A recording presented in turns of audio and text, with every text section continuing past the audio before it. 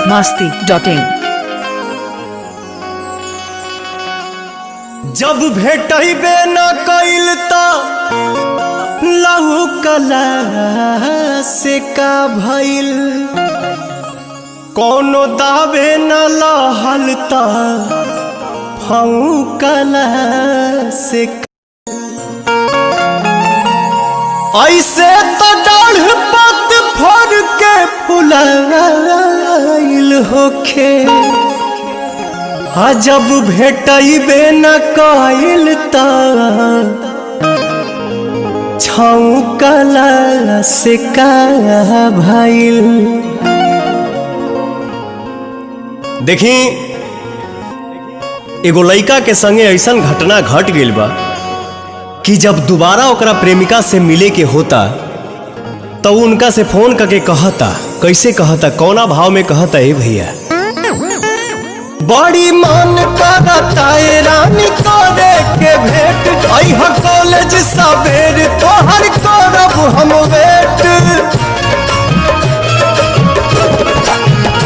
बड़ी मन करता है रानी करे गलती न फेर होई हो, मुहवा ओढ़नी से बांध के नई है ये जान न त चिन्हे में देर होई हो। मुहवा ओढ़नी से बांध के नई है ये जान न त चिन्हे में देर होई हो।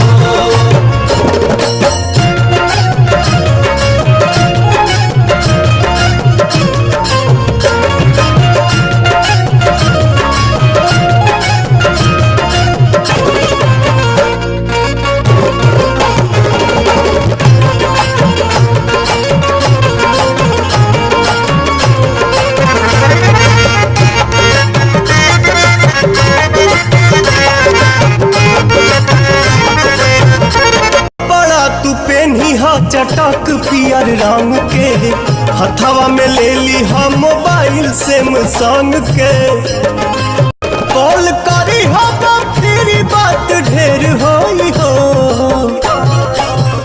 मुहवा ओढ़नी से बांध के नई है ये जान न त चिन्हे में देर होई हो।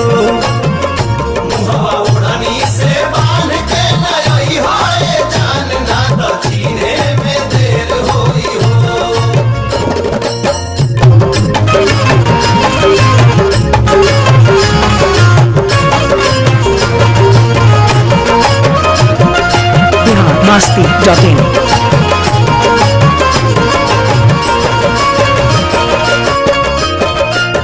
टाइम से पहले निकल जाइहा घर से, आ छुट्टी तू मांग ली हा कॉलेज के सर से। हाँ, टाइम से पहले निकल जाइहा घर से, छुट्टी तू मांग ली हा कॉलेज के सर से। केहू देखी तो मिलल अनेर होई हो, मुहवा ओढ़नी से बांध के नई है ये जान न त चिन्हे में देर होई हो। मुहवा ओढ़नी से बांध के नई है ये जान न त चिन्हे में देर होई हो।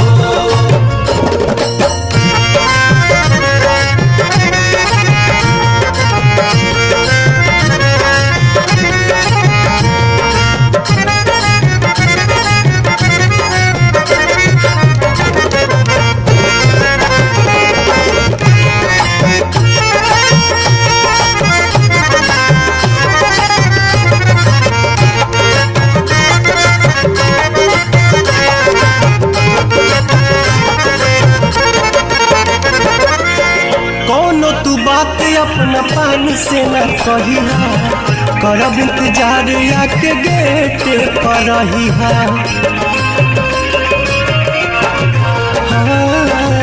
कौन तू बात अपना साखी से न कहिहा, करब इंतजार आके गेटवे पर रहिहा।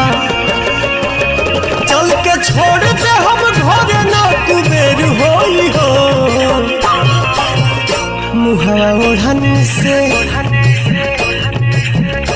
मुहावा ओढ़नी से बांध के नई हो ये जान ना तो चिन्हे में देर होई हो।